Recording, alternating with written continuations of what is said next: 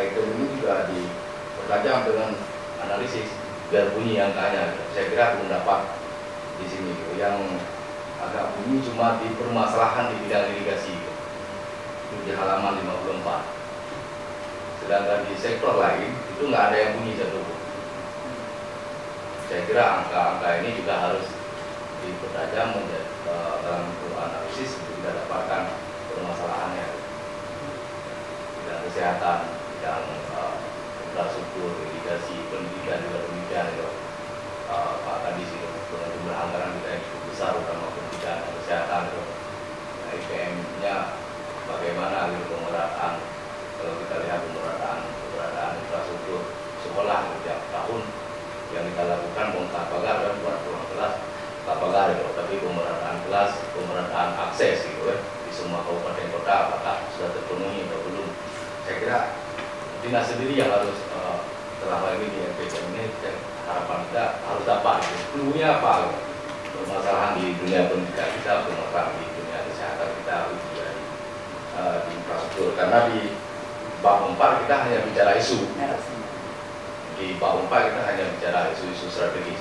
Tapi kalau sejak dari awal di bab 2 sudah teridentifikasi apa yang jadi bermasalah, akan lebih mudah. Nah, saya kira tabel dan angka-angka ini harus bunyi, ya harus bunyi sehingga kita bisa menjawab persoalannya nanti di depan.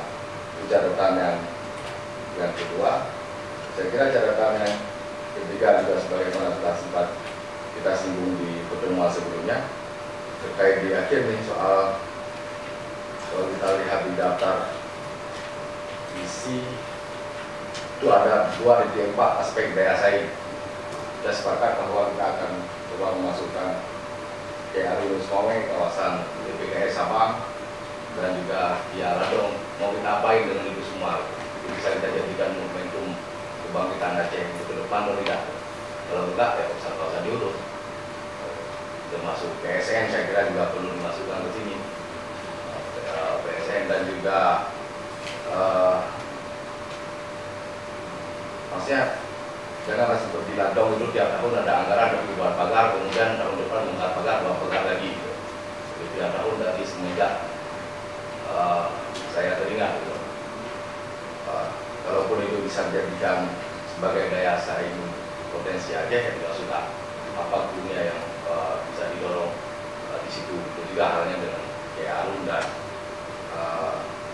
saya kira juga PKS Sabang, beberapa yang lain hanya karena tidak komitmen kita gitu, dalam itu dalam mengurus dan mencari alternatif penyelesaian dan solusi terhadap persoalan yang muncul di lapangan.